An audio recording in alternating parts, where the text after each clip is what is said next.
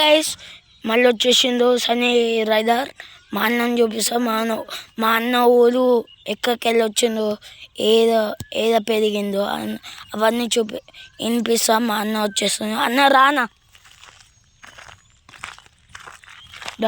చెప్పనా మీ ఊరి పేరు? మాది ఆంధ్రప్రదేశ్, ఎన్టీఆర్ జిల్లా, పెనుగంచిప్రోలు మండలం, అనిగల్లపాడు.